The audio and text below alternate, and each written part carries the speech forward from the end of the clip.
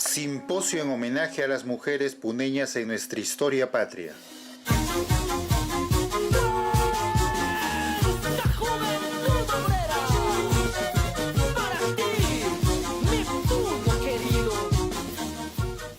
Hoy en día, en pleno siglo XXI, es justo y meritorio recordar a las mujeres que han moldeado la historia de nuestros pueblos en el altiplano puneño. Este acto conlleva a repensar en el pasado, presente y futuro desde una óptica diferencial, otorgando un nuevo sentido a quienes lucharon por sus ideales, motivo por el cual el presente simposio tiene como objetivo contribuir a una lectura histórica del legado imperecedero de la maestra, mártires, poetas y destacadas literatas puneñas que contribuyeron con su obra a la historia patria. Muchas de ellas fueron obligadas a escribir bajo seudónimos, ninguneadas o reconocidas siglos más tarde. Las mujeres no han tenido fácil destacar, sorteando las brechas de género, marcando con ello la historia republicana. Por todas aquellas que utilizaron su talento, lucha, esfuerzos y capacidades de todo un género demasiado olvidado tanto en la literatura como en la historia. Las mujeres en general no la han tenido fácil para hacerse escuchar y que sus obras y destacadas hazañas salieran del cajón y pudieran ser apreciadas en la actualidad. El presente simposio cuenta con la presencia de destacados exponentes y honorables puneños que nos sumergen en aguda reflexión de la vida y obra de la mujer puneña.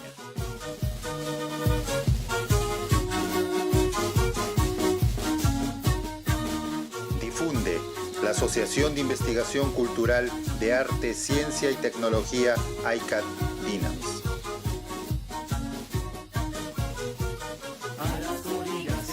Poema de Luzdelia Justo Pinto.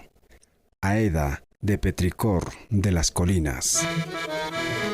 Soy la mística mujer de barro de los apus tutelares, rapsoda de las pacarinas y los puquios de vida. Las espigas y el zancayo crecen en mis arterias bucólicas. Manantiales de versos adornan mis enaguas de bayeta. La escarcha de la helada peina mis cabellos de ciprés.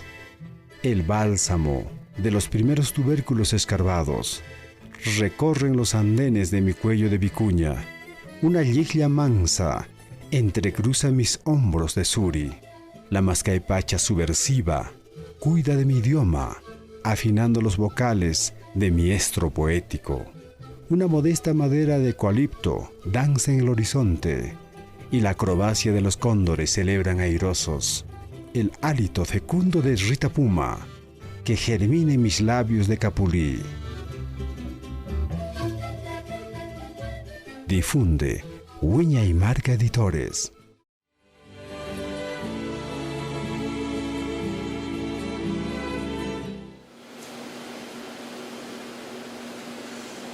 Señor licenciado Paul Velarde García, director de la Asociación de Investigación Cultural de Arte, Ciencia y Tecnología, amables televidentes, sean ustedes bienvenidos a esta ponencia. Muy importante y muy a tono de los tiempos que estamos viviendo, resulta la convocatoria a este encuentro donde se aborda el tema del papel de la mujer andina en la historia y en el complicado presente que transcurre en nuestros días. Sobre este crucial tema hemos de referirnos al tantas veces repetido empoderamiento de la mujer en el Perú, que no es un asunto tan nuevo que digamos, porque la historia ha demostrado que desde los tiempos preincas la mujer debió cumplir un rol muy importante en aquellas sociedades, al punto que estaba considerada superior al varón. Conforme los dioses y diosas de su cosmogonía lo hacían, las mujeres y los hombres del universo andino siempre unieron sus esfuerzos conjuntos para facilitar la reproducción de sus comunidades. La mujer en las naciones andinas cumplió siempre funciones orientadas al sentido de dualidad que denominaron Panipacha, esto es, una interacción que abarca e implica el sentido de solidaridad, reciprocidad e igualdad de condiciones entre el hombre y la mujer. Cuando sobrevino la invasión hispana y su consecuente ominosa dominación de siglos, fueron invertidos los papeles que cumplía la Panipacha, poniéndose así en grave riesgo la supervivencia de aquel mundo. Sin embargo, las mujeres andinas, desde su nueva posición, defendieron sus antiguas y profundas relaciones comunitarias. En los tiempos recientes es crucial el papel de la mujer en la región andina, en la toma de decisiones, especialmente en el manejo de la emergencia sanitaria que nos aqueja, luego de lo cual, amainada la pandemia, debiera considerarse una política que asegure que las secuelas de la COVID-19 no reviertan, lo que se ha logrado en aspectos como la igualdad de género alcanzada en los últimos lustros. Según lo expuesto en el tercer foro Inclusión Económica de la Mujer en la Comunidad Andina, dedicado a Perú, sus principales oradores plantearon la necesidad de eliminar las barreras de género, promover una mayor presencia femenina en la fuerza laboral, en el comercio exterior y en la autonomía económica. Esa es, a grandes rasgos, la realidad que enfrenta la mujer andina y peruana en los tiempos presentes. El tema propuesto para esta conferencia se refiere a la conmemoración del bicentenario de nuestra independencia y el rol que destacadas mujeres cumplieron contribuyendo con sus logros a lo largo de la historia republicana. Y conforme conocemos del programa de la conferencia, se hará referencia como puneña ilustre y recordada a doña Candelaria Herrera, la humilde madre comerciante del mercado central de la capital lacustre, que murió víctima de la balacera durante los luctuosos sucesos ocurridos el 27 de junio de 1972, en pleno gobierno militar, donde también sucumbieron a causa de la represión policial muchos estudiantes de la Universidad Nacional del Altiplano. Hoy hacen honor a esta bravilla mujer puneña múltiples homenajes populares, especialmente la institución de Sicuris, Asociación Juvenil Puno 27 de junio, junto con su elenco de danzas denominado Candelaria Herrera, en memoria de aquel hecho de sangre.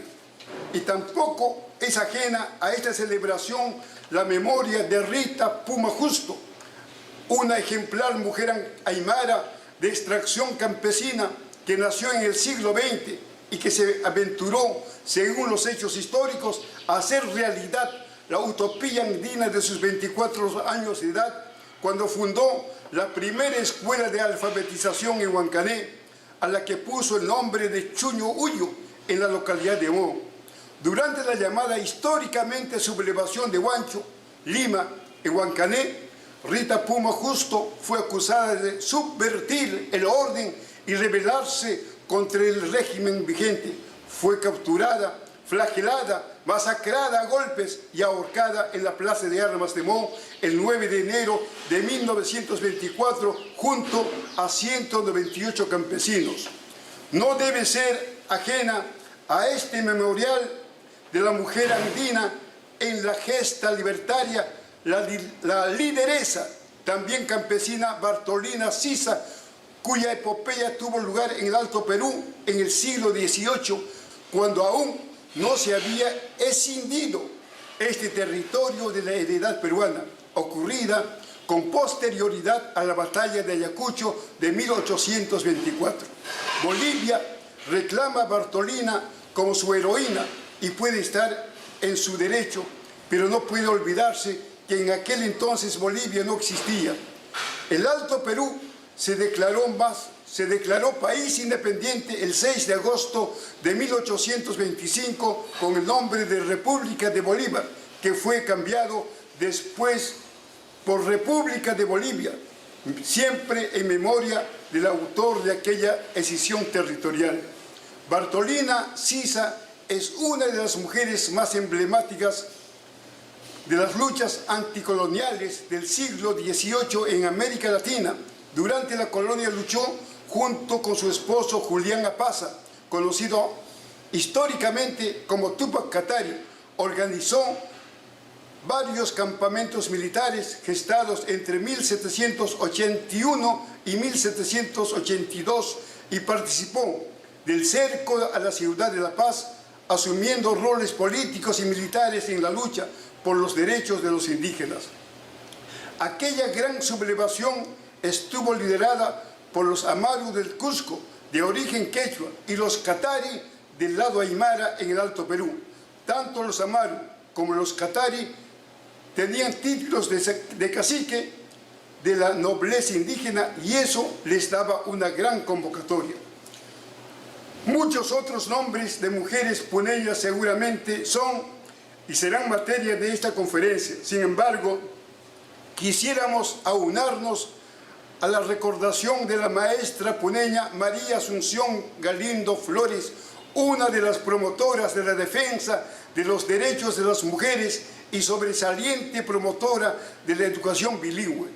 Doña María Asunción, nacida en 1895 y fallecida en 1951, fue nominada como una de las 13 mujeres del Bicentenario por el Ministerio de la Mujer y Poblaciones Vulnerables por su contribución en la gesta emancipadora y en la construcción de nuestra República.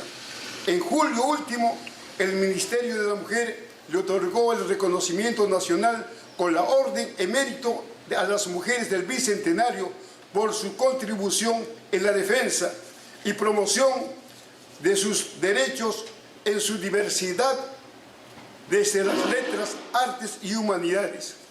Muchos nombres de mujeres puneñas notables conforman esta élite femenina de grata memoria, entre ellas ilustres poetas, artistas, maestras, profesionales diversas, mujeres de su casa y oficio, etc.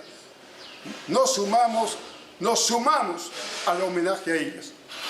Más cerca de los acontecimientos históricos, la Municipalidad Provincial de Puno otorgó hace poco el reconocimiento oficial de la Orden al Mérito a la Mujer Puneña a 4 mujeres de gran trascendencia en sus respectivas ocupaciones. Ellas son María Victoria Zairitupa Aguilar de Alejo, voluntaria y gestora constante de donaciones a la parroquia de San Juan de Puno, en mérito al ejemplo de superación ante las adversidades en su condición de persona con discapacidad.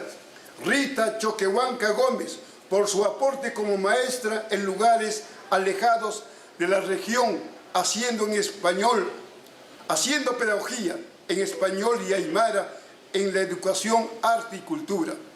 Valentina Huarachi Flores, natural de Guarijuyo, Pichacani, Laraqueri, representante y activista indígena, promotora de la autonomía de las mujeres, en mérito al aporte al desarrollo de su comunidad, enfrentando discriminaciones múltiples. Rosario Isabel Bravo Portocarrero, decana de la Facultad de Ciencias Agrarias, investigadora reconocida y ejemplo destacado del profesionalismo en áreas colmadas de varones, en mérito a la labor social en la promoción de los derechos de las mujeres y su real acceso a la igualdad de género. Asimismo, cabe recordar que 4 mujeres han sido elegidas alcaldesas en municipios puneños: la abogada Yolinda Barrantes Kenayata, San Antonio de Putina, la contadora Ana María Yupanqui Mendoza, electa del distrito Pomata, provincia de Chucuito, la odontóloga María Antonia Paza Paza, para alcaldesa del distrito de Humachiri, provincia de Melgar, y finalmente Venancia Paza Pachacútec, electa alcaldesa del distrito de Vilque, provincia de Puno. En este homenaje no podemos dejar de mencionar a nuestra paisana Gladys Supo Vilca, reconocida en su labor social junto a otras mujeres peruanas por el Ministerio de la Mujer, que premia así a las mujeres usuarias destacadas de los programas sociales de esa entidad. Gladys Supo, madre cuidadora del programa Guauasi Puno, gozó del beneficio cuando sus hijos fueron pequeños. Ahora que ellos ya son profesionales, doña Gladys sigue apoyando al programa como madre cuidadora todo el tiempo que le dé su existencia. Gladys trabaja hace 1 año y medio en el cuidado de Guauasi, los leoncitos de Puno. Este resumen es seguramente apenas un jaspe en el memorial de los otros distinguidos invitados a esta conferencia. Es un orgullo para la Asociación Cultural Brisas del Titicaca sumarse al homenaje que se le rinde esta noche a la mujer puneña por su aporte a la gestación y consolidación de la República del Perú, cuyo bicentenario hemos celebrado hace pocas semanas.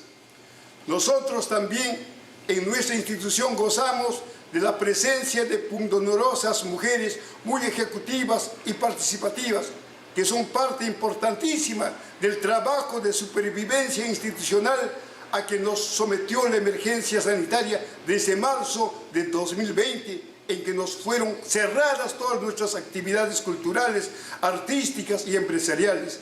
Ellas, nuestras dirigentes briseñas, han sido y son la gran fortaleza en que se apoya la tarea de superar la grave crisis generada por la pandemia del COVID-19. En este sentido, en este crítico periodo, hemos sido testigos de su gran dedicación, de su esfuerzo generoso y creativo para seguirle dando curso a la institucionalidad tan gravemente afectada. Así, con el generoso soporte económico otorgado por el Ministerio de Cultura los 2 meses anteriores a hoy, hemos podido cumplir con 8 de los importantes programas denominados Miércoles Culturales y la realización de nuestro emprendimiento emblemático de danzas y música denominado Noches de Folclor, vigente desde 1982. Queremos agradecer la invitación de la Asociación de Investigación Cultural de Arte, Ciencia y Tecnología, ONG, en especial a su director, licenciado Paul Velarde García, por habernos permitido participar de este homenaje conferencia Las Mujeres Puneñas en nuestra historia patria. Finalmente, señoras y señores, Brisas del Titicaca encarna de algún modo la presencia vital de la mujer puneña en los momentos actuales en pos de rescatar y vigorizar nuestra institución a fin de que cumpla con su inconfundible y vigorosa tarea promotora de la cultura, el arte, la danza, la música y la culinaria puneñas. Muchas gracias y muy buenas noches.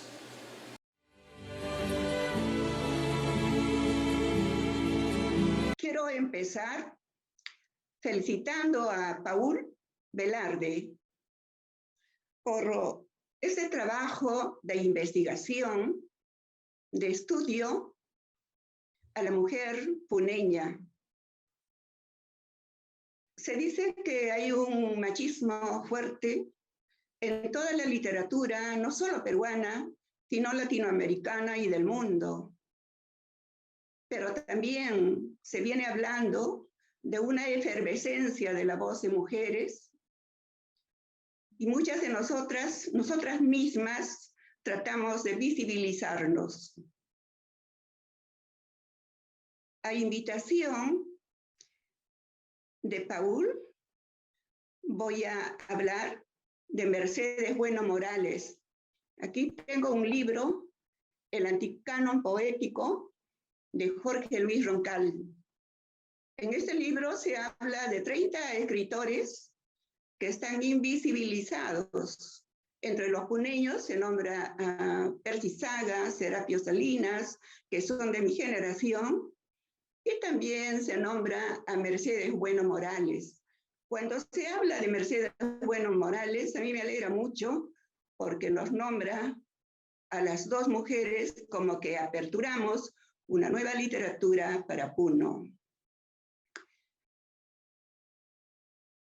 Repito que me alegra estar al lado de Mercedes Bueno Morales, la primera poeta de Puno al empezar el siglo XX. Gracias a mí, estoy segura, salió a luz su nombre en el mundo literario. Fui como su hija, fue como mi madre. La visité hasta los últimos días en Arequipa y lloré con el Titicaca en la memoria en su féretro. Ella era prista, yo de izquierda. Daba cenas para mí y me mandaba bellas indirectas. Las recibía con cariño porque aprendí que los escritores no debemos ser matricidas, patricidas. Al poeta o al artista se respeta. Pero claro, para ella ese espacio tiene que estar bien ganado a punto de lectura, de promoción de nuevos valores, de respeto a los mayores. Los libros de Mercedes Bueno Morales son ediciones locales. Entonces empecé a escribir sobre ella en revistas de Puno, como Apumarca, y di varias conferencias de ella en el sur peruano. Mi querida Mercedes tenía un humor dotado. En toda su familia saben que fuimos compinches. Fueron los primeros en valorar nuestra lealtad. Ella me hablaba de sus amigos de Orjopata con mucha alegría y pasión. Ella era mi madre, yo era su hija. Ahora soy su madre porque cuido su nombre. Me hago una pregunta. ¿Cómo conocí a Mercedes Bueno Morales? Pretendo hacer un poco de testimonio de cómo llegué a Mercedes. En la adolescencia leí algunos textos suyos en revistas y periódicos de la biblioteca de mi padre. Cuando yo militaba en el grupo Carlos Oquendo de Amat, no logré conectarme con ella de inmediato por mis viajes a distintas ciudades. A fines de 1981, de Ayacucho partí a la Ciudad Blanca, buscando morada como para siempre, y me reencontré para siempre con Mercedes Bueno Morales. Desde esa época hasta su muerte, hemos mantenido un transparente acercamiento literario y amical. Confieso que en los primeros encuentros me lanzó dulces y pícaras lisonjas por mi adhesión a las ideas socialistas, siguiendo siempre a mi padre o el hermano de mi padre, que Mercedes Bueno Morales muy bien conocía, comprendía y escribió sobre ello en uno de sus libros.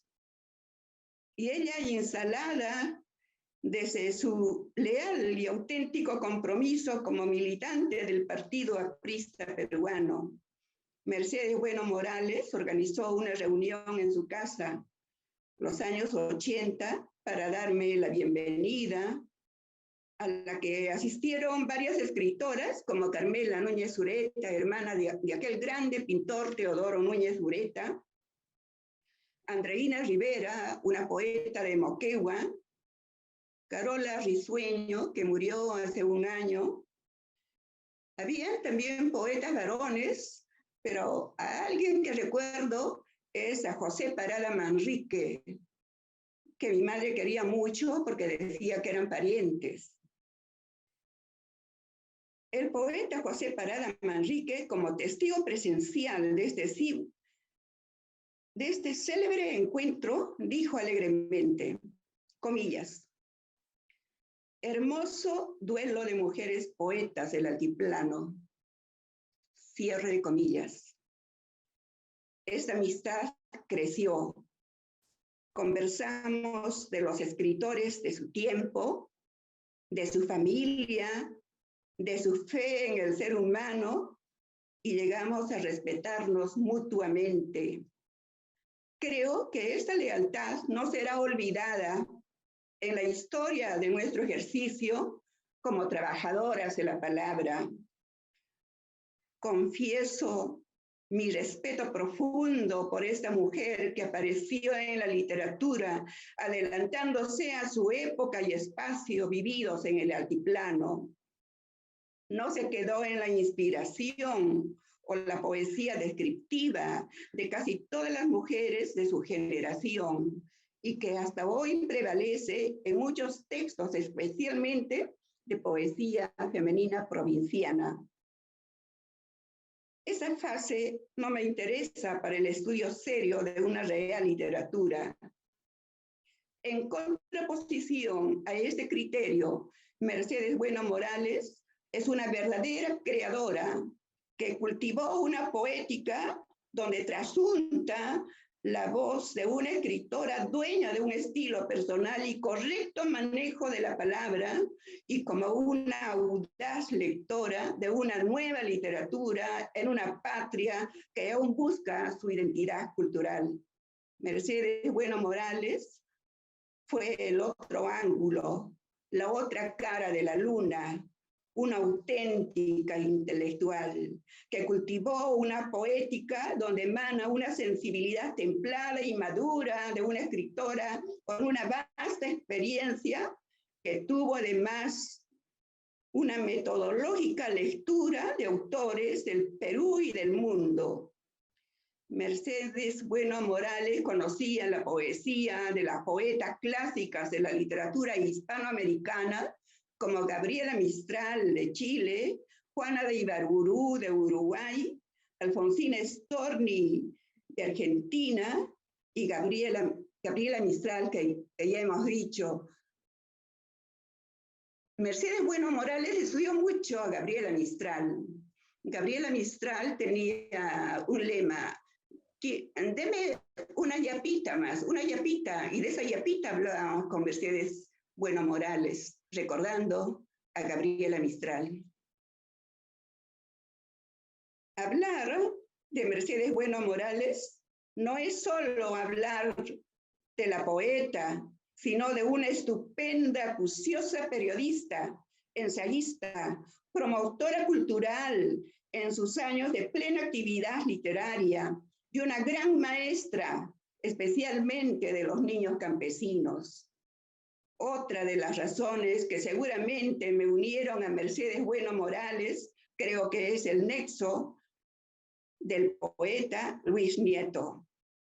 Él hizo el prólogo al primer libro de la escritora.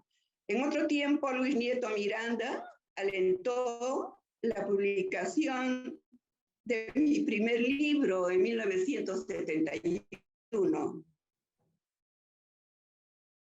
Fue mi maestro preferido en la Universidad Santoniana. Antes de su lamentable muerte, fui a conversar con Mercedes Bueno Morales y le pregunté del poeta, de la palabra batallante, de la palabra fuerte, amigo de Pablo de Neruda, de Ernesto Cardenal, de Nicomé de Santa Cruz, o el Che Guevara, Rafael Alberti, y me respondió desde su bella ancianidad, comillas, me hizo un prólogo riquísimo de sentimiento y vocación. ¡Qué hermoso!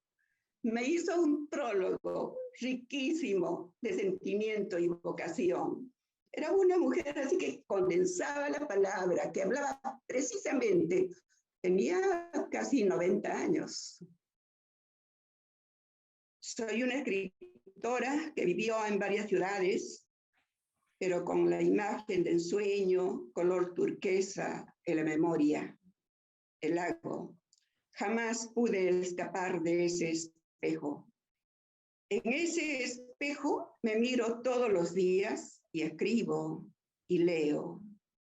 Mercedes Bueno Morales es conocida en Puno, sí, pero no la conocían en ambientes especializados de literatura en el país, posiblemente por la edición de sus libros locales.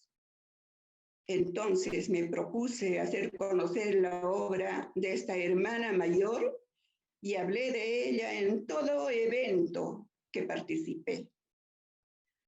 Ahora siento que su nombre es casi familiar, incluso en Arequipa no la conocían los escritores. Mi primer intento fue organizar un homenaje para ella en el Instituto Nacional de Cultura, hace como 15 años. Por esto y por mucho, más sé que esa amistad quedará registrada en la memoria de estos pueblos surperuanos. Recuerdo que esa noche llegó a Arequipa otra gran amiga, la querida narradora Celide Chávez Cuentas. Al percibirla, dije, porque yo estaba frente al público con Mercedes Bueno Morales, que se pare Celide Chávez. Yo dije para que la aplaudan. Y Celide, como es bajita, dijo, estoy parada. Y el público murió de risa. Mercedes Bueno Morales, pintando perfiles, amiga del grupo Orcopata. Mercedes Bueno Morales, cuando pasaba los 90 años de edad, nos sorprendió con su último libro, Perfiles, que muestra una bellísima carátula exhibiendo una serie de acompasados perfiles que emergen de un lago, en cuyo vientre danzan rojos peces y arriba, en un cielo entre naranja y dorado, palomas mensajeras acechan estos perfiles de los hombres geniales de Mercedes Bueno Morales en las constelaciones míticas del altiplano. Galería de poetas como Gabriela Mistral, Carlos Oquendo de Amat, Dante Nava, Alberto Cuentas Zavala, Efraín Miranda Luján, Aurelio Martínez, escritores como Mateo Jaica, Gamaliel Churata, pintores como Raúl Echave, periodistas como Samuel Frisancho Pineda, pensadores y maestros como Faustino Sarmiento, José Antonio Encinas. Y no falta jamás su fe por la reivindicación por el mundo andino. Es increíble cómo ella en este libro nos va a hablar de todos estos personajes que son una fuerte tradición en la literatura y en la educación puneña. En mi último encuentro con Mercedes Bueno Morales le pregunté,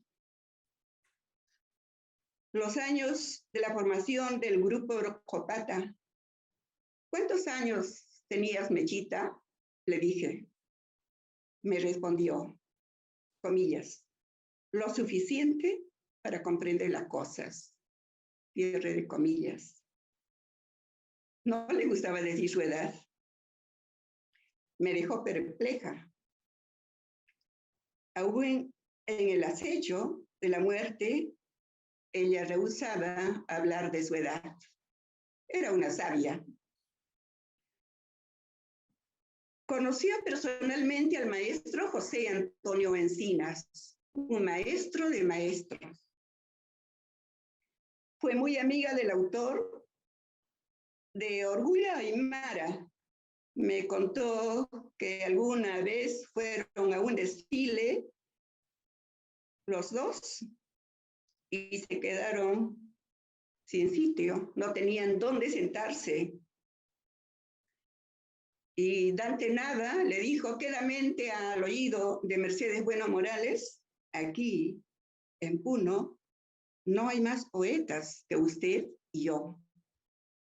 Terrible, Mercedes.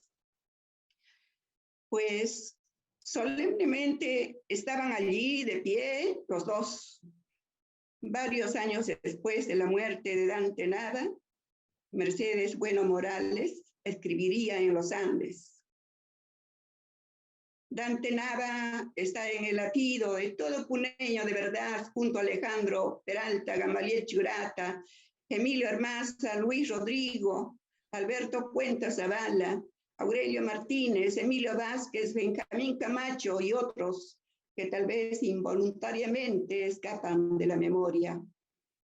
Quizás unos después de otros, pero todos convergiendo en la misma meta, forman en Puno la brillante generación de poetas indigenistas en un lapso de más o menos 30 años, y la que, rompiendo la telaraña tupida de los prejuicios, alza la bandera de la reivindicación del aborigen, iniciando así un género de poesía desconocida en el país. En Puno, el movimiento de literatura femenina surperuana invitó a las escritoras a realizar una relectura de escritores del movimiento indigenista de literatura orjopata, reflexionando en la opinión del escritor Jorge Flores Sáibar, quien habló de Churata. Fue José Luis Ayala, pero también uno de los pioneros en hablar de Churata fue indudablemente Omar Aramayo. Yo pertenecí al grupo Carlos Oquendo de Amat. Cuando el grupo ya estaba formado, me invitaron a que yo esté entre ellos. Fui una militante del grupo, una tardía militante, porque era estudiante de colegio.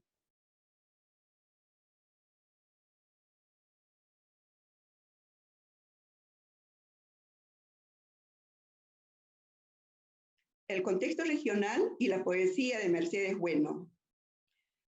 La presentación sucinta de la obra y vida de Mercedes Bueno Morales tiene el propósito de ser un acto de homenaje a una mujer que vivió 93 años, fue sobreviviente hasta principios de este año de una generación de la que nadie existe, y este homenaje es también por ser mujer, toda vez que el acceso de la mujer en la creación literaria era lenta y callada, y no con pocas adversidades, pues este es un espacio propio para los varones, o se creía que era un espacio propio para ellos. Pero Mercedes Bueno Morales apareció con un nuevo lenguaje, escribiendo audazmente sobre todos los campos de la literatura. En el contexto regional, la presencia de Mercedes Bueno Morales es significativa en el momento, pues como antecedente tenemos solo a Clorinda Mato de Turner, Felisa Moscoso, María Nieves y Bustamante, Blanca del Prado en Arequipa y quizá alguien más en el sur peruano.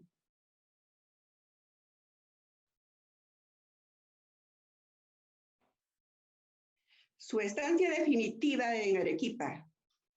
Hasta sus 93 años de edad, Mercedes Bueno Morales estuvo allí, en su domicilio de la ciudad de Arequipa, casi en el centro, con su cabellera plateada, con su voz singular y rotunda, con la lucidez de una joven, llena de humor, siempre comunicativa y atenta, mostrando sus álbumes de recortes periodísticos que dan cuenta de su labor literaria. Algunas de las ocurrencias en la vida cotidiana de Mercedes Bueno Morales en sus últimos años. Uno de sus nietos entra y le pregunta: ¿te acuerdas el año que murió tu hermano? Y Mercedes responde, fui testiga. Lo único que recuerdo es que ese día ha quedado hincado en el corazón, cuya llaga está sangrante todavía. O sea, Mercedes era tremenda, o sea, era una visionaria, era una mujer, pero súper inteligente. La visité luego de 2 meses y me reclamó. Todo principio tiene su fin. Ya está llegando el fin para mí y Gloria no viene. Estaba yo en la puerta de su casa y me mandó pronto. Un día le pregunté, ¿cuántos años tienes, Mechita? Y me respondió, es algo que nunca queremos responder las mujeres. En el Encuentro Internacional de Escritoras María Nieves y Bustamante, naturalmente, en un concierto de música, Mechita estaba sentada a mi lado cuando tenía 88 años. Ante la participación del concierto musical de gala, me dijo, no escucho bien, pero esos sones llegan al alma. Siempre tenía sus palabras especiales. Y ese principio, ahora sí, tuvo su fin, Mechita.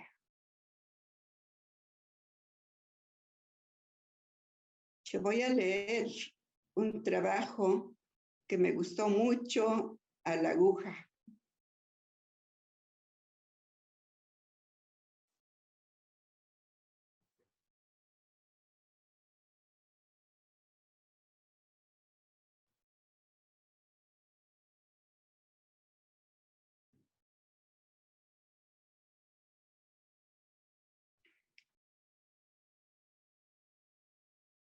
Tiene varios libros dedicados a la literatura infantil y juvenil.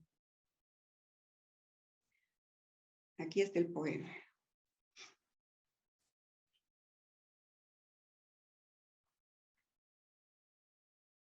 El libro para niños se llama Rondín. Es un libro de poemas infantiles publicado en Arequipa el año 2000. Son algo así como poemas pedagógicos, que algunos poetas se ven en la necesidad de escribir en el ejercicio de la docencia, de los que no pueden sustraer su vocación poética. Me llamó la atención su poema La aguja. ¿Qué le parece? La aguja. ¿Cómo escribir sobre la aguja, no? O sea, ¿cómo escribir sobre un zapato? Sobre un reloj, no sé. Miró una aguja y pensó en la aguja. Naciste tú, obrerita incansable, que a través de los siglos ocultos de la historia, que aprestaste a coser desde las galas suntuosas del antiguo magnate hasta el modesto vestido del hijo del pueblo, aguja, obrerita incansable, de cuerpo metálico y ojo dorado. Hermoso su poema. Me parece que es uno de los más hermosos poemas que se ha escrito sobre una aguja. Apenas salió publicado Rondín, entregué el libro al poeta Jesús Cabel y le dije que ponga atención sobre Mercedes Bueno Morales. El mismo año hubo respuesta gestionada naturalmente por el escritor Jesús Cabel. La Biblioteca Nacional del Perú, primera institución cultural de la nación fundada el 28 de agosto de 1821, otorgó un reconocimiento institucional a Mercedes Bueno Morales por dedicar su vida a forjar en los niños los valores culturales necesarios para la vida a través del libro. Lima, octubre del año 2000.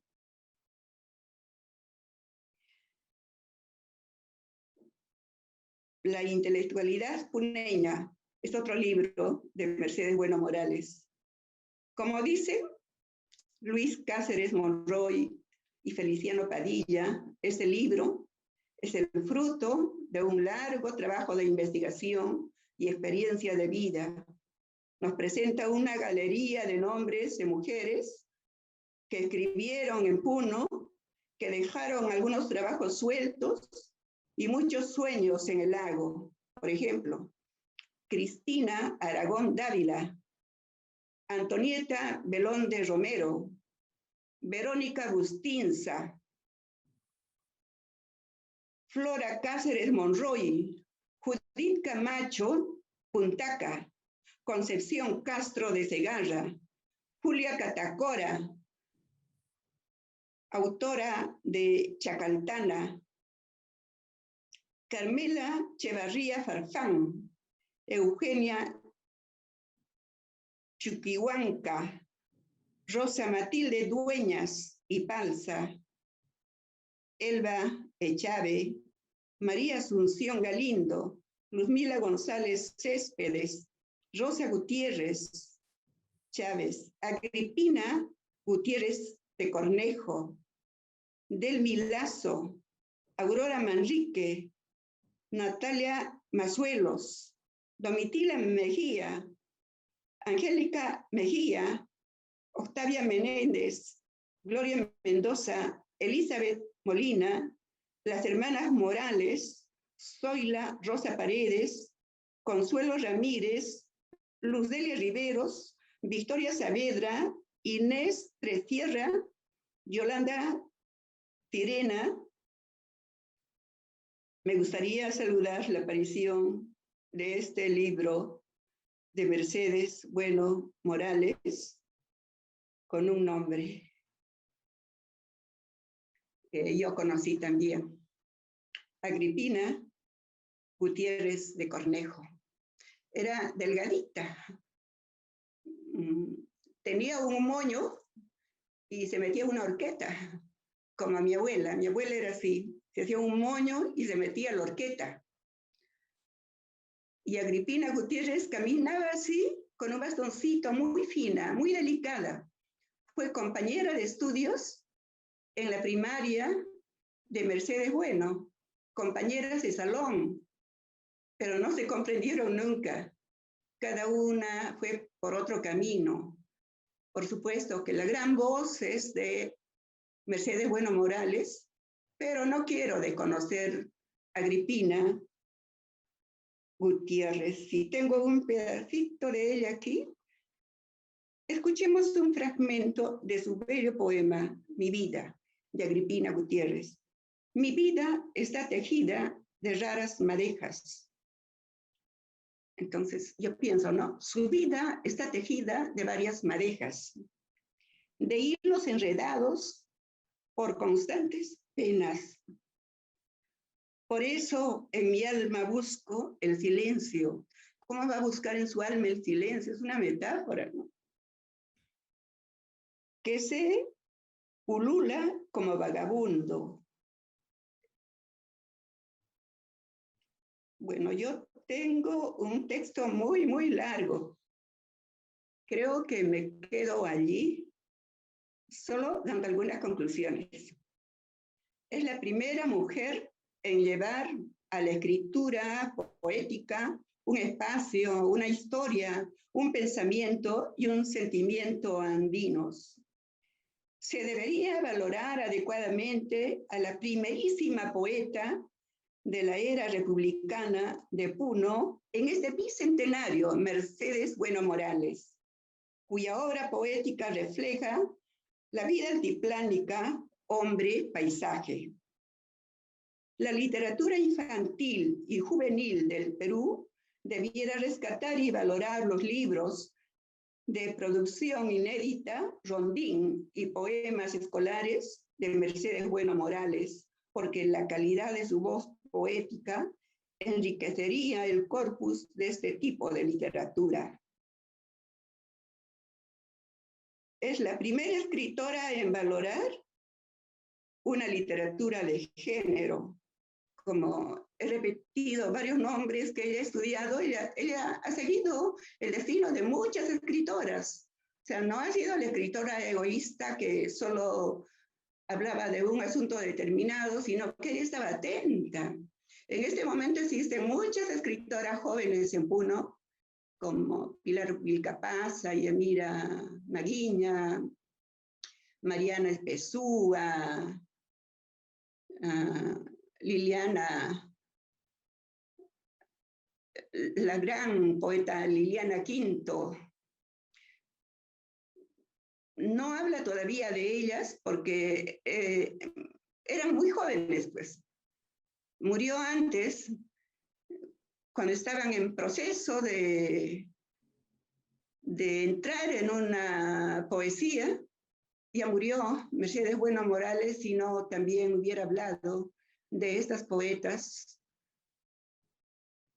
Yo creo que sí. Muchas gracias, Paul.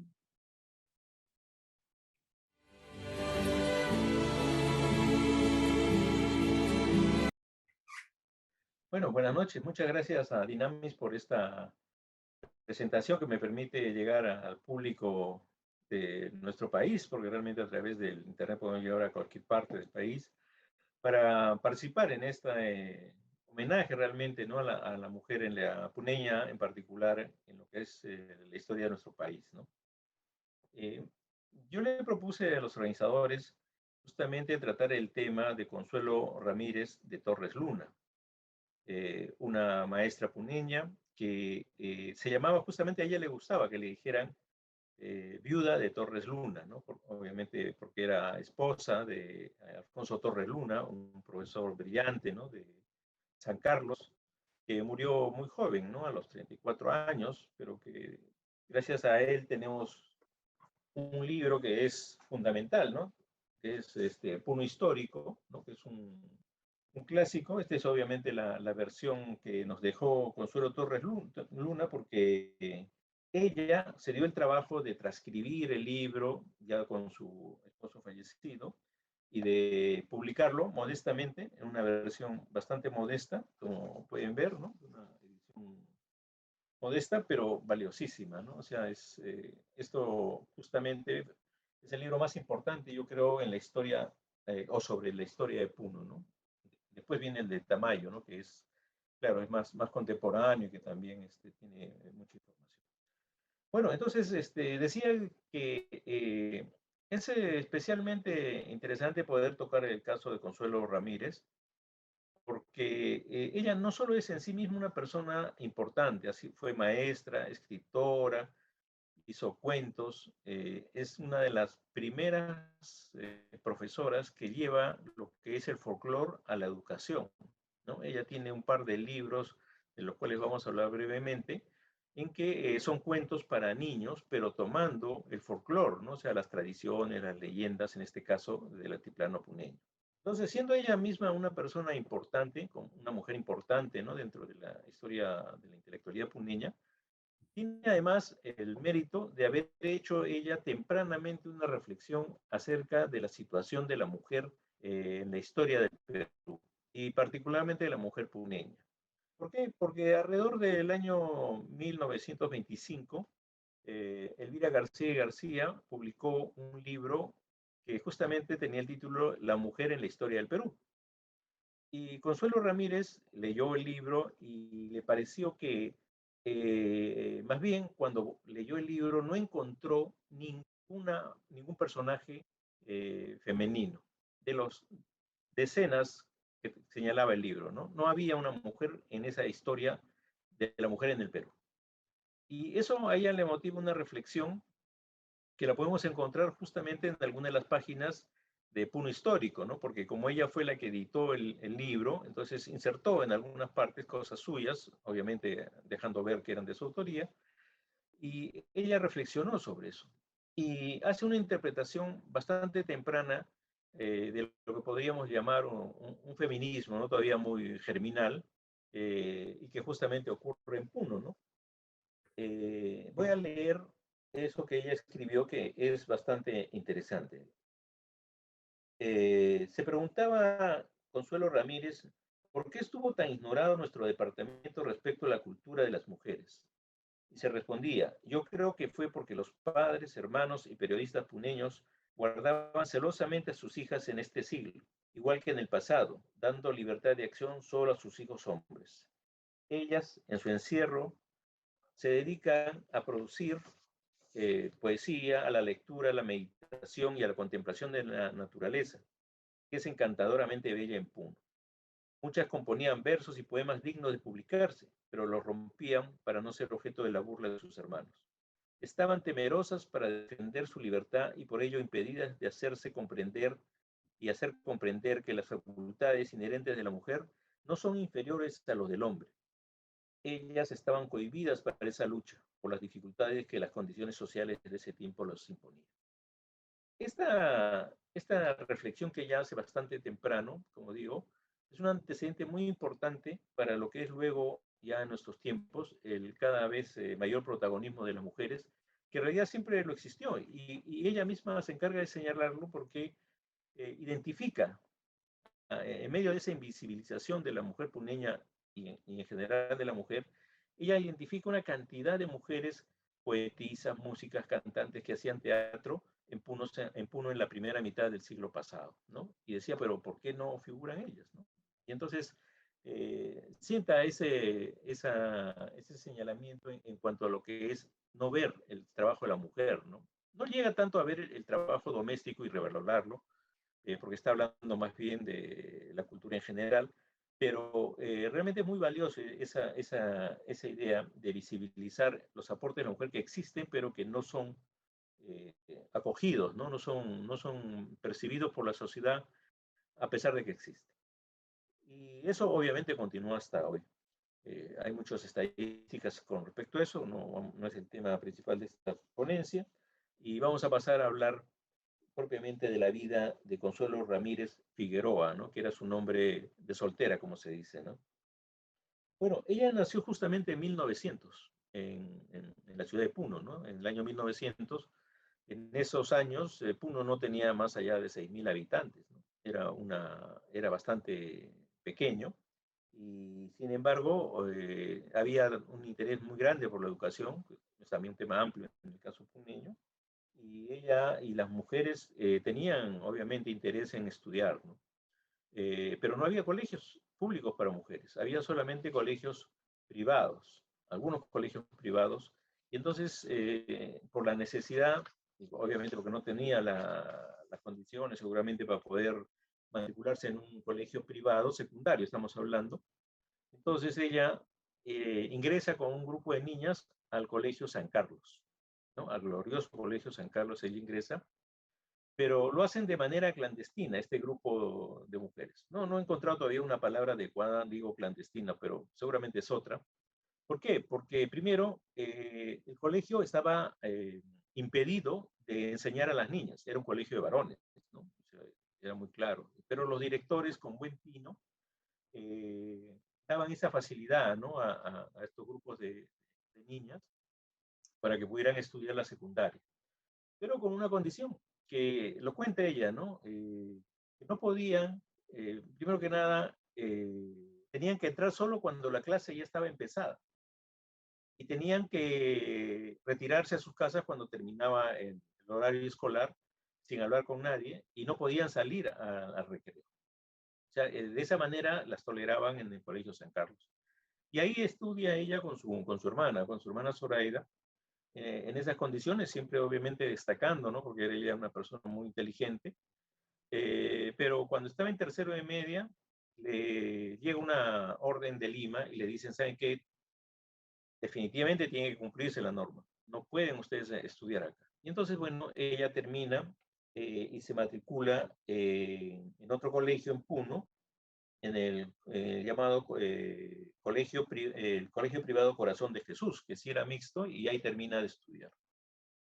Pero obviamente las dificultades económicas no le permitieron seguir avanzando en mayores estudios superiores, pero con cursos y con seminarios, etcétera, Hizo lo que muchas mujeres hacían en Puno por esos años, ¿no? Logró prepararse para ser auxiliar de profesor, ¿no? O sea, con esa categoría es que ella empieza a enseñar por primera vez, estamos hablando del año 1928, más o menos, en que comienzan a recibir en el Colegio Nacional San Carlos a mujeres para que puedan trabajar con los niños, ser docentes, ser auxiliares.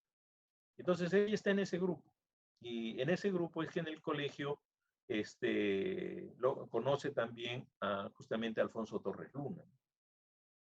Y bueno, obviamente en los siguientes años ellos se casan y tienen una vida familiar y también intelectual muy productiva. Estando ella justamente en el Colegio San Carlos, ¿no? Siempre básicamente como auxiliar, ella ya comienza a producir algunos textos que son totalmente desconocidos, ¿no? Yo la verdad que solamente he encontrado en la Biblioteca Nacional buscando mucho, porque a veces no está bien escrito el nombre del autor, etcétera, pero están, ¿no? Sus libros. El primero de ellos se llama Soledad, que es un libro de poemas del año 1925, y otro en el año 1941, que es La India Peruana, sí, La India Peruana, 1941.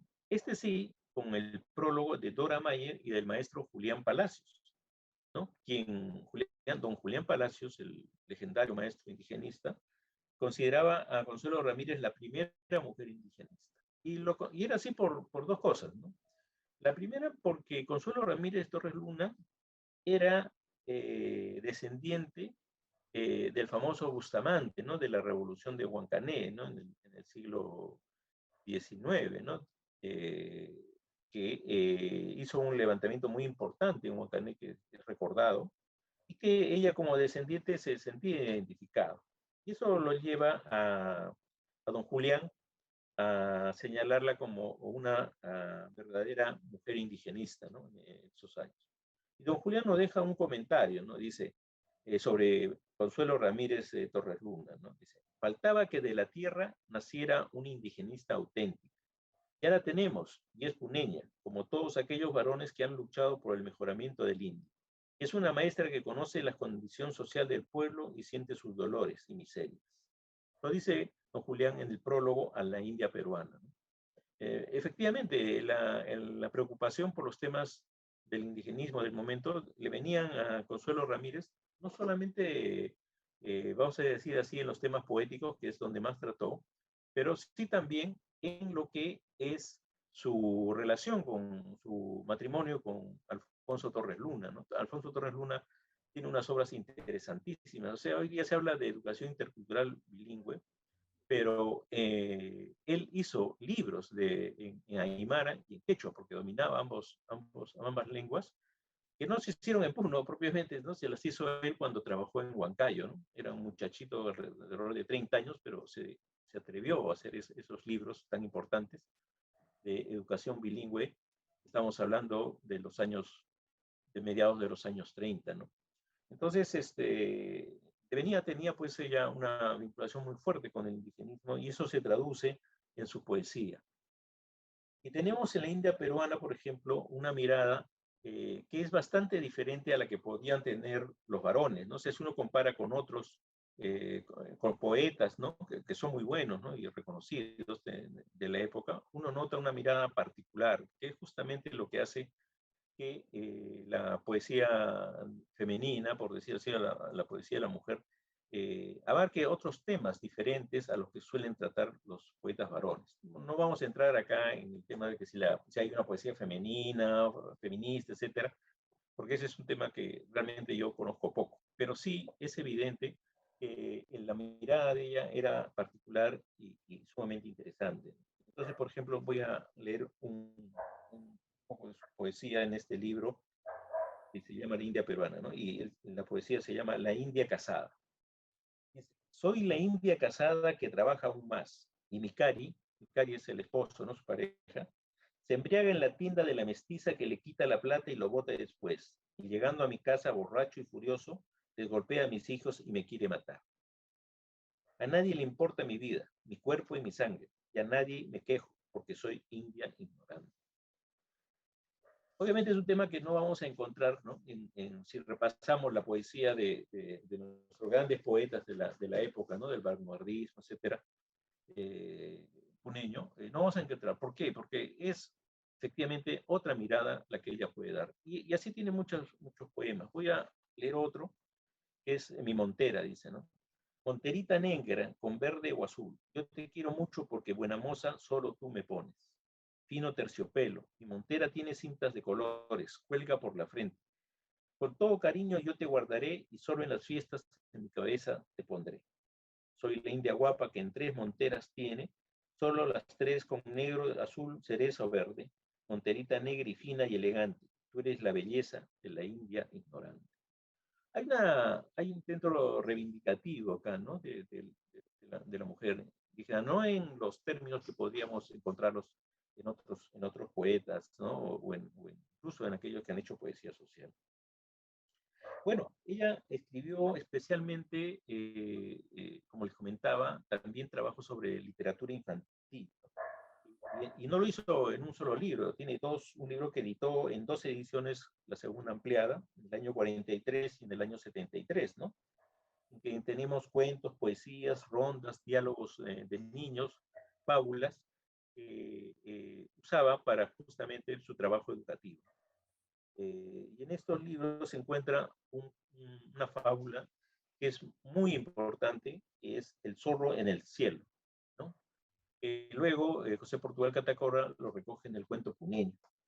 Y El zorro en el cielo, seguramente lo habrán escuchado muchos de nosotros, ¿no?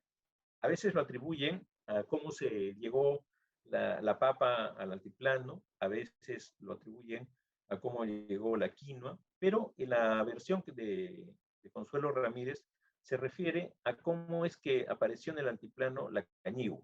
Y es un cuento muy simpático desde el punto de vista, vamos a decir, el entretenimiento, etcétera, porque cuenta que un zorro se entera que va a haber una fiesta en el cielo y entonces le pide al cóndor que lo suba, ¿no? Y el cóndor, bueno, como es su amigo, ya lo lleva y lo deja en una estrella, ¿no? Y efectivamente el zorro se da un festín, porque ahí efectivamente hay una comilona, ¿no? En el cielo, pero no se queda contento, y entonces al día siguiente le pide más comida a la estrella, y la estrella, para que no le fastidie, le dice, ¿sabes qué? Acá tengo estos granitos y vamos a cocinarlos. Y eran unos granitos de cañigua.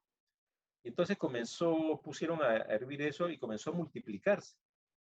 Y se producía, salía de la olla y el zorro seguía comiendo y comiendo hasta que la estrella se molestó y le dijo, tú eres un angurriento, ¿no? Y entonces le dice, te voy a devolver a la tierra.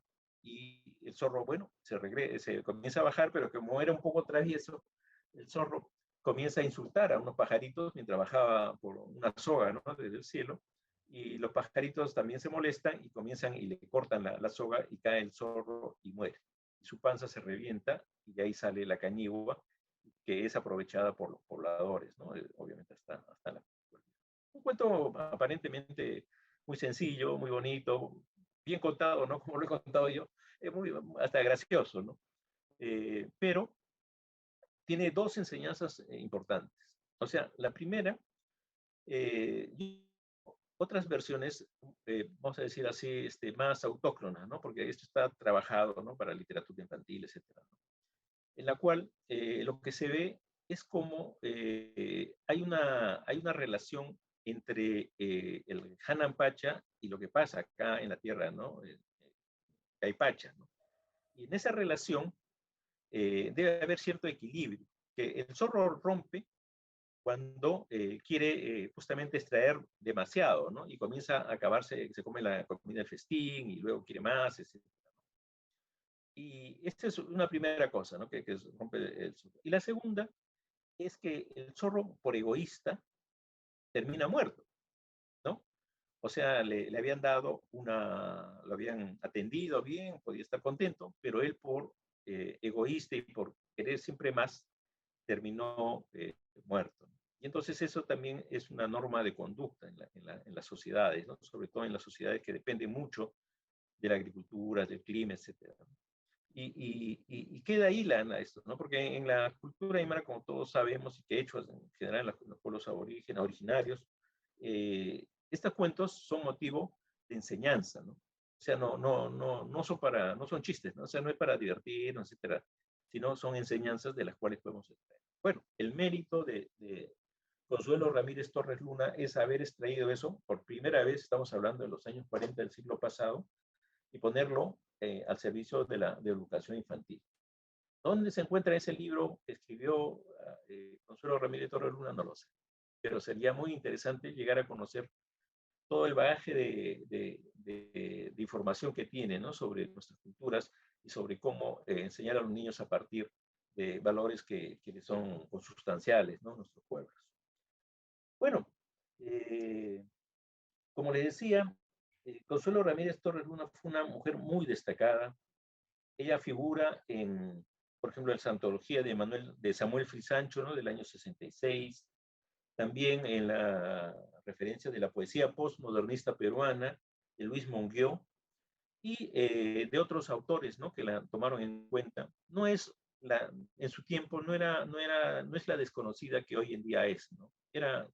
Vivió básicamente, después de estar en Puno, se trasladó a Lima, y aquí se movió en los espacios intelectuales y logró hacerse conocer un poco, al punto de que Dora Mayer, la legendaria Dora Mayer, mujer indigenista, fue su amiga y justamente escribió también en el prólogo de la mujer india, ¿no? La India peruana, ¿no? Del libro de Consuelo Ramírez Torres Luna, La India peruana, Dora Mayer escribe el prólogo.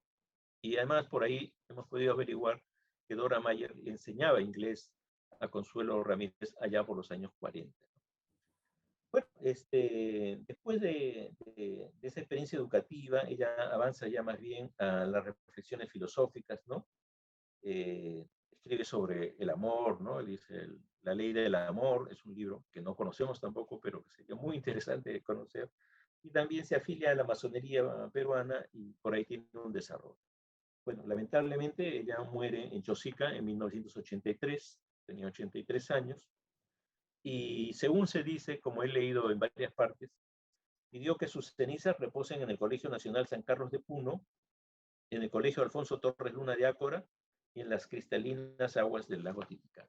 ¿Están en estos tres lugares sus cenizas? No lo sabemos. Seguramente nuestros paisanos puneños podrán comprobar si es así o no el deseo que tuvo Consuelo Ramírez Torres Luna para quedarse, ¿no? en su tierra, junto con las cenizas de Alfonso Torres Luna.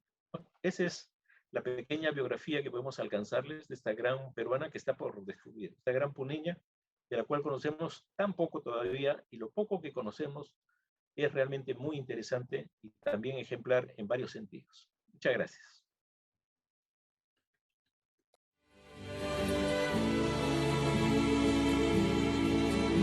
Bien, muy buenas noches. Esta noche tengo el gran honor de hablar de una mujer emblemática, mitad sueño, mitad realidad, mitad divina y mitad humana. Vamos a hablar de Rita Puma. Nuestra Rita Puma nos muestra y nos abre el camino de una mujer altiplánica, de una mujer aguerrida, lideresa y con muchas cualidades. Antes de hablar de Rita Puma, vamos a hablar un poco del heroísmo de la mujer colla, de esta mujer que se configura en el altiplano y esta mujer que se queda entre nosotros a partir de ella. Antes de la invasión de los españoles, efectivamente, poco hemos escuchado hablar de las mujeres collas. Guamán Poma de Ayala, por ser un mestizo, nos habla de una mujer desde también una mirada mixta, ¿no? Una mirada occidental también. Y entonces cuando él habla de la mujer, de la colla del Inca, habla de una mujer ideal, ¿no? Mezclada, una mujer andina mezclada con una mujer europea. El rol social en la época también, en la época del incanato, también estaba ejercido mediante su función de hija, madre, esposa y también una función administrativa desde la práctica de la administración doméstica y bueno, en una función pública a través del hombre como sujeto autónomo que domina el sistema patriarcal, ¿no? En general, Guamán Poma les concede a las mujeres de los incas cierto poder y eso lo podemos apreciar cuando expresa que el primero de ellos descendía del sol y de una hechicera. La primera colla, llamada Mamahuaco, fue muy hermosa y morena de todo el cuerpo, de buen talle. Dicen que fue una gran hechicera, según cuenta su vida e historia, que hablaba de los demonios. Esta dicha señora hacía hablar a las piedras y peñas, ídolos y huacas. La primera colla, llamada Mamahuaco, fue muy hermosa, ¿no? También quisiera hablar de la poco narrada historia de Chanancoriccoca, la legendaria mujer que ayudó a Pachacútec y a los guerreros de piedra a defender el Cusco. Rescatarla del olvido también es un tributo a nuestra Rita Puma, porque también ella nos da un legado de valentía, ¿no? Dicen que los chancas estaban a punto de invadir el Cusco y asolar todo vestigio inca a su paso. Lo que el destino les tendría preparado no podía haberlo previsto ni en la peor de sus pesadillas, ¿no? Muy tarde advirtieron que llegar al barrio conocido como Chacos, Chacona, se encontrarían bajo el manto del terror de Chanancoriccoca, la decapitadora, quien liderando un enardecido tropel hizo retroceder hasta al más fiero invasor hacia el sur. Estas dos narrativas, primero la de Poma de Ayala cuando nos habla de Mamahuaco y la de Chanancoriccoca en esta historia, también son muy importantes como referentes para ver cuál era el papel de la mujer en la época incaica, ¿no? Y que la mujer luchaba y dirigía, también dirigía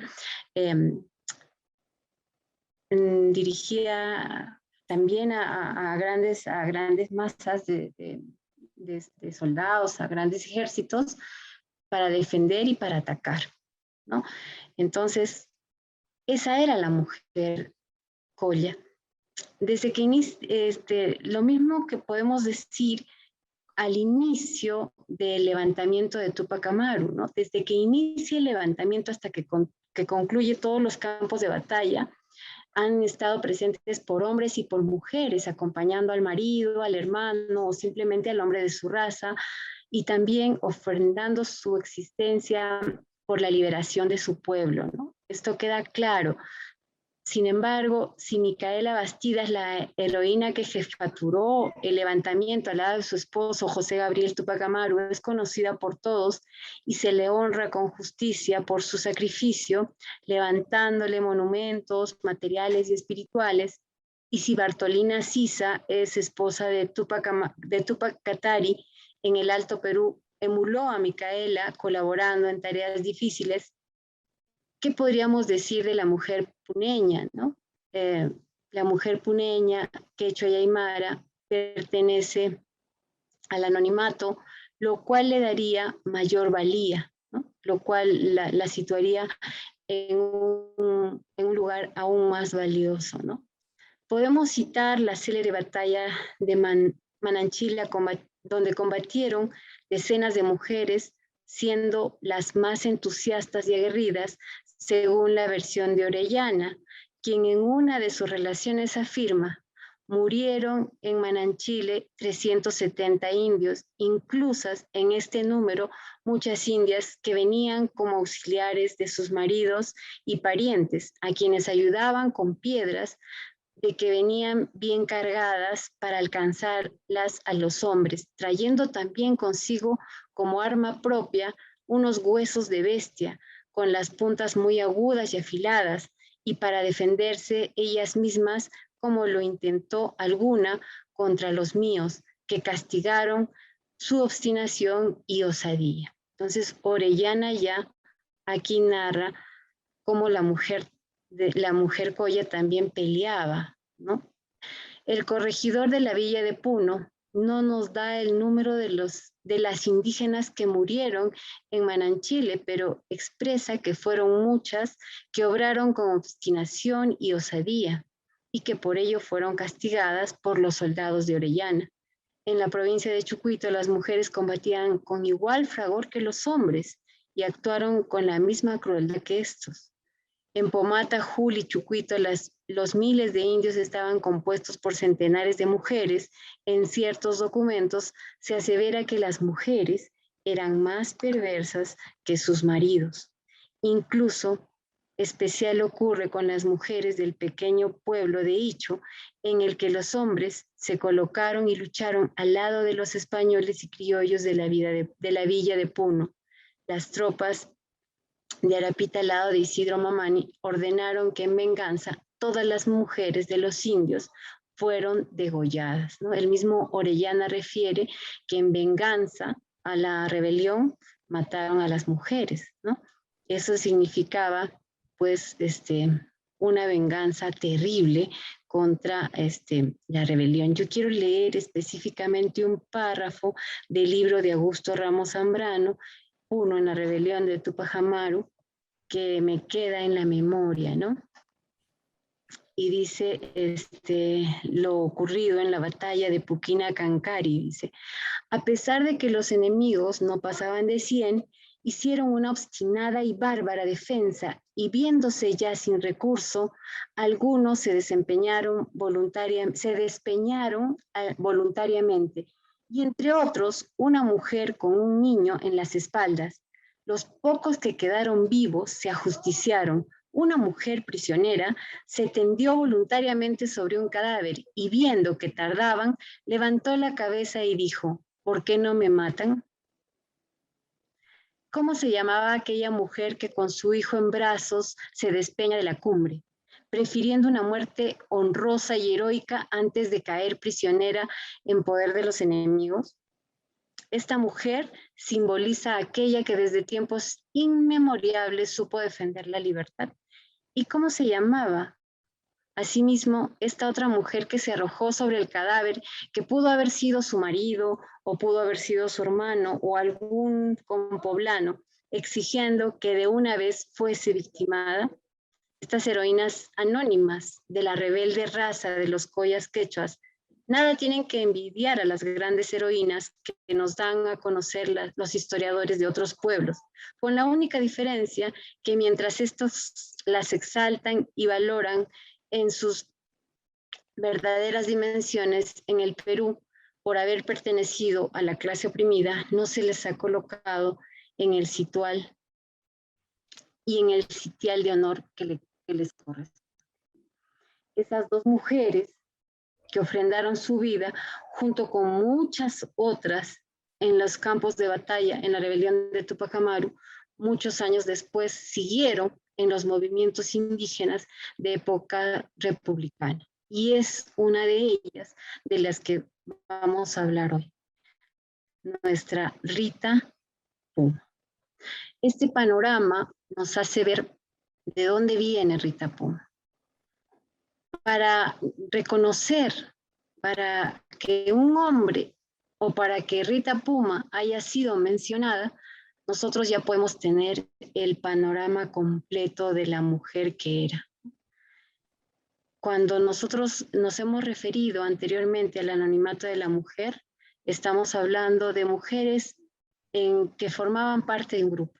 En cambio, cuando hablamos de Rita Puma, hablamos de una verdadera lideresa que se configura en el Ande. Muy poco y muy pocas líneas dedicadas especialmente o solamente a Rita Puma son las que encontramos, ¿no? vamos a partir entonces indiscutiblemente de aquel escritor que con justicia la trae a nuestra mente y que nos hace reflexionar acerca de su valioso aporte en nuestra historia, de su valioso aporte en nuestra herencia como mujeres, ¿no? Es José Luis Ayala. José Luis Ayala, en su libro Celebración Cósmica de Rita Puma, nos presenta una figura mitad humana y mitad divina. Y cuando yo digo mitad humana y mitad divina, es porque todavía hay muchas cosas que se quedan en la interpretación, que se quedan en el pasado, y que por algo es que se quedan en el pasado, y por algo es que no tenemos que investigar o ahondar, sino construir, ¿no?, esa semblanza de una mujer a partir de lo que se pueden encontrar en diferentes documentos. En el libro Oquendo, escrito por Rodolfo Milla, encontramos unas líneas, básicamente algunas líneas puntuales acerca de lo que fue la rebelión de Huancané y acerca de lo que estaba sucediendo en ese momento. Entonces, para hablar de Rita Puma, vamos a partir acerca de lo que encontramos en este libro. En el libro de Rodolfo Milla, el libro Oquendo, consta un documento oficial dirigido a un juez todavía reclamando la falta de operancia o la falta de acción sobre lo que pasó en la rebelión de Huancané en 1923. Efectivamente, Domingo Condori, Juan Quispe, José Coaquira, Narcisa, viuda de Coaquira, Petronila Paza, viuda de Coaquira, Josefa Coaquira, viuda de Coaquira, Josefa Paza, viuda de Quispe, y Felicia Coaquira, de la comunidad indígena de Ja, distrito de Moo, de la provincia de Huancané, todavía reclaman que no se hizo justicia durante esta rebelión. En este documento se cita que, como es público y notorio en la provincia, los gamonales del distrito de Moo nos hicieron en el año de 1923 víctimas de tantos delitos previstos y penados en el Código Penal vigente, sin que hasta la fecha, no obstante de nuestros esfuerzos, hayamos conseguido se les imponga la sanción penal y civil correspondiente debido a las influencias que de dichos individuos gozaban durante el gobierno de Leguía. Les ha quitado toda eficacia. Entonces, aquí podemos ver que en 1923, siendo presidente, estando en el oncenio de Leguía, se cometieron muchos abusos de parte de los hacendados, abusos que ocasionaron también una respuesta. En ese momento, ¿qué pasaba con las mujeres? En ese momento, ¿cuál era el papel o cuál era el rol de las mujeres durante ese levantamiento? Entonces, podemos ver, por ejemplo, en esta primera parte de este documento oficial, que también están presentes los reclamos de mujeres, y como ustedes pueden leer, viudas. ¿Y qué pasó? ¿Y cómo es que murieron sus esposos? Y luego de esta rebelión, ¿qué pasó con ellas? ¿No? ¿Cuál es la situación en la que quedaron sus familias? ¿Qué estaba pasando en ese momento? Y acá dice, los antecedentes de los delitos a los que nos referimos son los siguientes, ¿no? En primer lugar, la construcción a nuestra costa de un local para la escuela elemental. Construcción vista con disgusto por los gamonales, quienes tienen interés en mantenernos en la ignorancia para mejor explotarnos. Esto que estaba pasando en ese momento, este interés de los gamonales por explotar a los campesinos para hacerlos solamente fuerza de trabajo y no pagarles lo que se merecían, nos refleja que todavía estábamos construyendo una república joven y que se había cambiado de repente la explotación española ahora por la explotación de los gamonales.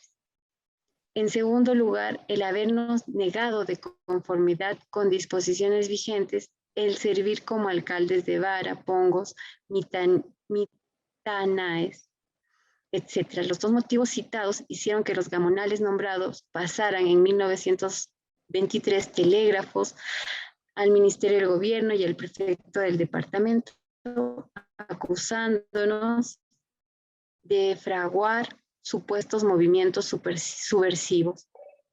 Telegramas que dieron origen a que el gobierno de la época enviara en son de pacificación al regimiento número 15 de infantería, que al llegar a nuestro pueblo cometió varios delitos, ¿no? Entonces, esto nos da un panorama previo a lo que había pasado en Huancané. Sin embargo, nosotros también tenemos otros documentos que nos reflejan antes de la llegada de este regimiento de infantería qué es lo que había pasado, ¿no? Uno de los principales líderes, Carlos Condorena, que también había servido en diferentes lugares, ya había efectuado diferentes reclamos y en esta, digamos, en esta apertura había sido escuchado y había sido, digamos, yo imagino, a manera de pacificación había sido alentado a poder formar una propia organización y una propia manera de llevar a cabo un gobierno o una configuración social, ¿no? Un nuevo orden social, y había sido escuchado en Lima y había sido alentado en algunas de sus ideas. Sin embargo, todo lo que pasa en utopía, cuando se quiere concretar en realidad, se ve ahogado, ¿no? Porque había mucha demanda, mucha insatisfacción en el pueblo, mucha insatisfacción de sus derechos. En ese momento nosotros tenemos que entender que el papel de las mujeres fue igual que el de los hombres. Tanto el reclamo de los dirigentes como el reclamo desde diferentes organizaciones era, digamos, ya sobrepasaba, ¿no? Ellos habían tolerado demasiado y eran muchos los abusos cometidos por los hacendados y era mucho la inequidad en la sociedad. En ese momento nosotros podemos darnos cuenta que habíamos cambiado la opresión de los españoles por la opresión de los hacendados. Entonces podemos decir que para el campesino no había justicia, que para el campesino en ese momento no había cierto orden, ¿verdad?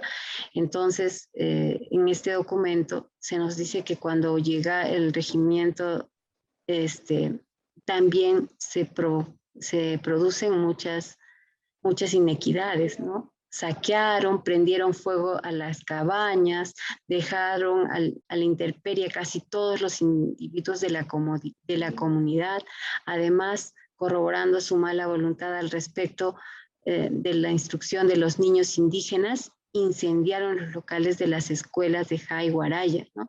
Asesinaron de la forma más cruel a muchos miembros de nuestra comunidad, ahorcando con sogas a algunos en la cárcel de Moo y a otros en el cementerio del lugar. Podemos citar entre las víctimas a Bernabé Quispe, ¿no? Dice, esposo de la recurrente, Romualdo Coaquira, hermano de José Coaquira, Domingo Coaquira, esposo de Berna Coaquira, José Coaquira. Y bueno, aquí aparece el nombre de Rita Puma, ¿no? Y acá dice Evaristo Nicolás, Blas Condori, de los hermanos Coriguari, finalmente don Baltasar Blanco, esposo de la recurrente Narcisa Blanco y maestro de la escuela de Ja, a quien todavía vivió. Le extrajeron la lengua, quien todavía vivo le extrajeron la lengua antes de matarlo.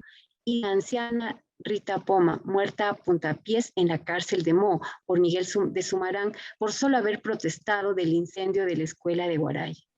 En este documento podemos encontrar algunos referentes y bueno, aparece nuestra Rita Puma como Rita Poma, ¿no? Y aparece muerta a puntapiés en la cárcel de Mo por solo haber protestado en el incendio de la escuela de Huaray. En otro documento también muy importante en el que se habla de Rita Puma, nosotros encontramos otra referencia, solamente para poner, digamos, poner sobre tapete que no, en el pasado todavía nos falta investigar. Este documento es un documento oficial, es un documento escrito, publicado también, y es un documento que nos sirve como referencia. Ahora vamos a hablar del libro de nuestro célebre José Luis Ayala. Se presenta completamente una mujer en su real dimensión. Esta mujer que transcurre su infancia entre Mo, Trapiche, y que aprende a leer y escribir, seguramente es algo que seguramente fue así, porque también en otros documentos hablan de Rita Puma como aquella maestra, ¿no? Y maestra no porque haya tenido formación magisterial o haya habido en aquel momento la Escuela Normal de Mujeres, sino maestra porque sabiendo bien un oficio, un arte, también lo enseña, ¿no? Y es por eso que podemos decir que Rita Puma sabía leer y escribir y también lo enseñaba.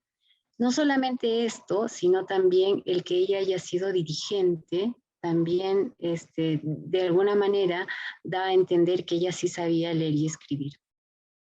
Entonces, se habla de Rita Puma que también tenía el oficio de costurera y cosía trajes, especialmente mandiles y ropa para la cholada, nos señala el libro de José Luis Ayala.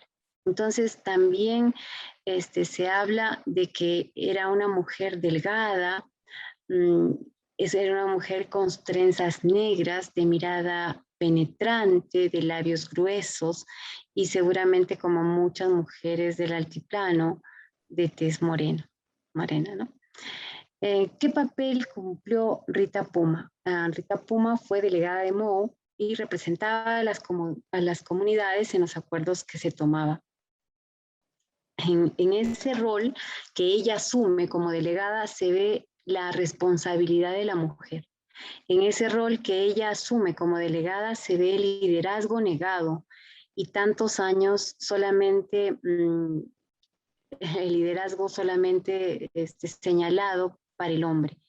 Se ve a una mujer humana y a una mujer divina, a una mujer de la que no se sabe mucho, pero que a partir de sus actos y a partir de lo que se conoce de ella, se puede deducir su grandeza. Esa mujer que cumple su rol, el rol para el que ella ha sido elegida. En nuestro Ande, ser delegada significa una elección en comunidad. Significa que toda una comunidad te elige y te delega responsabilidades. Y ahí se ve a una Rita Puma que asume esas responsabilidades y la hacen salir de sí para hacer de todos. Una mujer que deja de verse así para asumir su rol de líder y cumplir la delegación de toda una comunidad en su representación. Rita Puma no aparece en muchos documentos como una de las mujeres, como la mayor líder femenina en la sublevación de 1923, pero sí aparece citada, digamos, aparece su nombre citada en todos los documentos cuando se refiere a las personas que fueron detenidas, ¿no? A las que fueron presas, por lo cual se puede deducir que ella era una líder nata, ¿no? Que ella sí dirigía, sí era muy importante, porque a ella se le refiere en todos los documentos, ¿no? Como que había sido detenida. Entonces, era una mujer querida, era una mujer apreciada, una mujer admirada, y una campesina líder que sabe leer y escribir, que también enseña a leer y escribir. Lo primero que hace cuando es detenida es reclamar por qué quemaron las escuelas. En los documentos que refieren acerca de su muerte, refieren que ella reclamó por qué quemaron las escuelas. Entonces podemos darnos cuenta que Rita Puma sale de sí para ser dirigente, y siendo dirigente entiende lo más importante como derecho del ser humano. Para ganar la libertad, el primer paso es la educación. Para ganar la libertad, los niños tenían que saber leer y escribir, y eso lo iban a hacer en las escuelas, y eso les iba a dar libertad. Y ella reclama por las escuelas, porque es una mujer que sabía de los abusos, sabía de la situación, sabía de la corrupción que había, y sin embargo prioriza todo esto reclamando por qué habían quemado las escuelas. Rita Puma no renuncia nunca a su propia identidad andina y no deja de lado a su responsabilidad como lideresa, como femenina, como mujer, como una mujer dentro de una comunidad. No deja de lado esto para salvarse a sí misma. Ella reclama, y cuando reclama uno por la educación, reclama por todos. Ella entiende que un campesino educado, que un campesino que sepa leer y escribir, va a jalar a otro y van a abrirse las puertas de la libertad.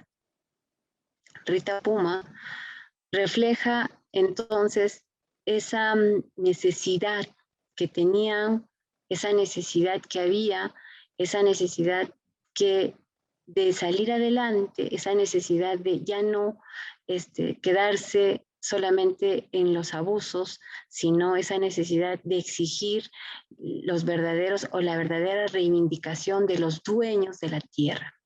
Estos dueños de la tierra que no necesitan nada más que libertad para decidir y para trazar sus destinos. Rita Puma, entonces, una mujer de carne y hueso, ¿no? Una mujer que sabe luchar, una mujer que sabe exigir, seguramente muy cercana a todos sus líderes, ¿no? Cumpliendo también con lo encargado por Carlos Condorena. Rita hablaba de Mama Ocllo y Micaela Bastidas, nos dice, ¿no? Y en las reuniones que generalmente se hacían de noche, empezaba invocando el nombre de María Santísima, Tupac Amaru y Micaela Bastidas.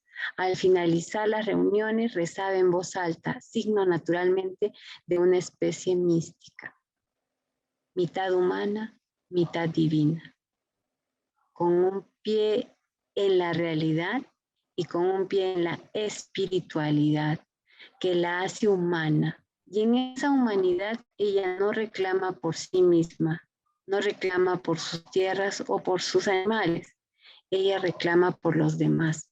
Sale de sí y y pone en un lugar muy importante la educación del campesino. Siempre la he admirado porque la pongo como un referente del movimiento magisterial del sur a principios de la República, ¿no? Este movimiento de maestros que luchan por la reivindicación de la educación. Solo la educación puede hacer a nuestros pueblos libres. Y Rita Puma lo sabía, ¿no? Tenemos también muchas semblanzas y muchas ideas que nos dan acerca de ella, personas que hablaron de ella, ¿no? Personas que pudieron referir acerca de ella, ¿no? ¿Cómo entonces esta mujer se pierde entre todos y no la nombran o no la diferencian. Y eso es porque en la historia las mujeres siempre han sido relegadas. Nuestra Rita Puma nos pone a todas las mujeres en un sitial no más que el hombre, no menos que el hombre, sino en un sitial de igualdad de condiciones, en el que solamente exigimos igualdad de oportunidades. El legado de Rita Puma nos hace un llamado a no pensar en nosotros, sino a pensar en nuestra puneñidad, en nuestra identidad, en lo que podemos hacer por el hermano, por el paisano que emprende algo, en lo que podemos hacer por nuestra ciudad, en lo que podemos hacer por nuestros hijos e hijas, en ese camino que vamos abriendo por la igualdad de oportunidades. Yo estoy segura que Rita Puma no competía por Carlos Condorena, sino luchaba al lado de Carlos Condorena.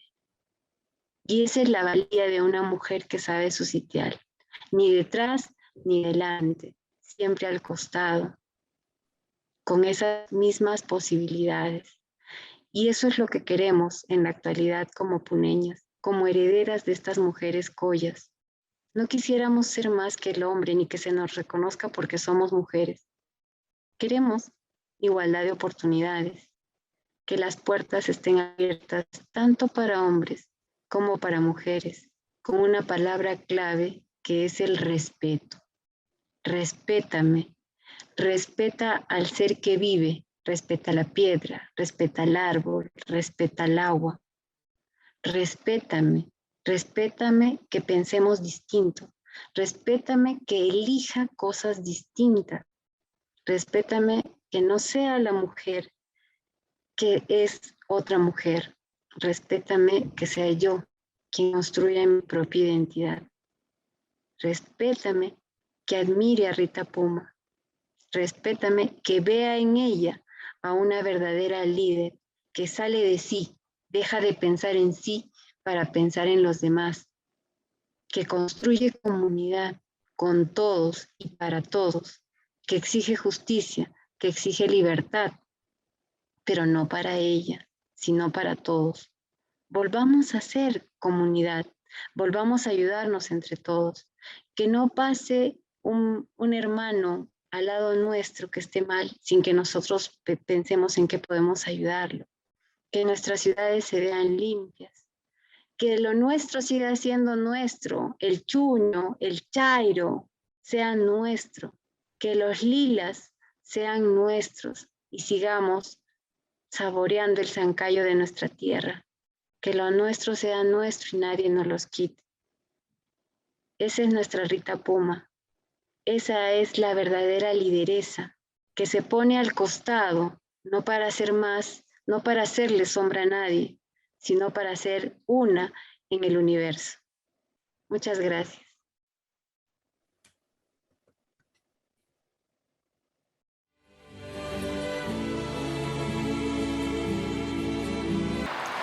Buenas tardes. En primer lugar, un saludo muy afectuoso a la Asociación de Investigación Cultural de Arte, Ciencia y Tecnología. Bueno, en primer lugar quisiera hablar de la importancia de la mujer puneña. Creo que radica en muchas cosas, pero vamos a ver las principales. En primer lugar, en el manejo que las mujeres de los sectores populares tienen puro de la economía. La mujer puneña maneja el negocio de ropa y de muchas cosas desde Puno y Bolivia, Puno y Arequipa, Puno y Lima, en fin, es dueña de todo ese espacio. Eso es muy importante. Tan importante que cuando la señora, la esposa del presidente Juan Velasco Alvarado fue a Puno, en julio del 72, las señoras del mercado y las señoras, por supuesto, las que se llaman cholas, porque visten muy elegantes, pidieron una cita para hablar con la señora, para manifestarle que pusiera sus buenos oficios en la reconstrucción del mercado donde ellas trabajaban, donde la mayoría de ellas trabajaban. Y el mercado, por un incendio que hubo, no sé qué otro asunto más, quedó destruido casi. Entonces la gente por necesidad tuvo que acogerse a estar trabajando en malas condiciones que quedó en el mercado. Entonces quería hablar con ella y la señora desgraciadamente no quiso recibirlas y ellas se quedaron muy decepcionadas y muy tristes por este asunto. Entonces posiblemente ese fue uno de los motivos que cuando el gobierno hace una manifestación de bienvenida a la señora, los universitarios protestaron y eso dio pie a que después, uno de los días de junio, si mal no recuerdo, el 21 de junio, los estudiantes hacen una contramanifestación en esa bienvenida que le daba el gobierno a la esposa del presidente, señora Consuelo de Velasco, y eso hace que caigan presos algunos 3, 4 dirigentes, estudiantes, ¿no? Entonces al día siguiente los estudiantes vienen desde la universidad que queda en Bellavista a la Plaza de Armas. Entonces eso significaba que tenía que transitar por medio pueblo, casi por todo. Entonces, pero ¿qué pasa? Que ya el ejército, el general, que no voy a decir su nombre porque se portó muy mal, él parece que ya organizó toda la contramanifestación para los estudiantes y las calles estaban infestadas de metralletas, de soldados en primer lugar y hasta de metralletas, en fin, de todos bien armados, esperando a los estudiantes. Cuando los estudiantes pasan por el estadio Enrique Belón, que queda casi en las afueras de la ciudad, los soldados disparan y matan a dos estudiantes. Y a una señora vendedora del mercado, la señora Candelaria Herrera. Bueno, y es así como se produce eso. Ese hecho a mí me impresionó mucho. Yo ya vivía aquí en Lima, pero cuando mi mamá, en el 72, pues, precisamente, después de los acontecimientos, viene y me cuenta de primera mano que todo lo que había pasado, porque ella trabajaba de auxiliar de enfermería en el hospital principal de Puno. Entonces ella tuvo en sus brazos a la señora Consuelo Herrera cuando llega al hospital. Y la señora tenía 9 hijos a los que mi mamá había asistido, porque también trabajaba antes en el centro materno infantil, donde iban todas las personas, de las señoras de los sectores populares a que las atendieran durante sus partos, el proceso de embarazo, todo eso, ¿no? Entonces, la señora conocía a mi madre y le recomendó a sus hijitos, porque tenía 9 hijos. Y mi mamá le dijo que no te preocupes, Candelaria, tú te vas a sanar. Pero desgraciadamente la señora Candelaria murió por el balazo que le cayó ese día. Eso fue lo que a mí me conmovió. Y aparte de eso fue que un estudiante de la universidad que le había caído un balazo en el corazón quedó vivo. Entonces, que yo ya que ya hacía narrativa, dije, este es mi personaje, lo elegí como mi personaje y tuve la suerte en el 2004 de viajar a Puno y entrevisté a los protagonistas, se puede decir, de este problema, ¿no? Al alcalde que en ese tiempo había estado de alcalde en ese 71, perdón, hasta el 72, señor Salas Bartra. Después también entrevisté a varias personas que habían estado allí, ¿no? Y mi mamá, que me dio pues datos fidedignos de todo el proceso. Eso fue lo que me dio a mí todo el tema para escribir la novela ¿Por qué lloras, Candelaria? Que honestamente yo no hice pensando en la Virgen de la Candelaria, ¿no? Sino en los hijos de la Virgen de la Candelaria, que ese nefasto día 21 de julio padecieron mucho los padres de dos estudiantes y de la señora Candelaria, que dejó 9 hijos, nada más. Bueno, después también quisiera hablar de la importancia que tiene pues en Puno la presencia de la mujer. Y creo que en esa novela yo hablo también de todo eso y saco a luz algo que muy raramente se habla, cómo trabajan estas señoras del mercado y las que van hacen no, dentro del mercado y también fuera del mercado, hacen todo un negocio, ¿no? Toda una vida de actividad muy concreta, muy rica.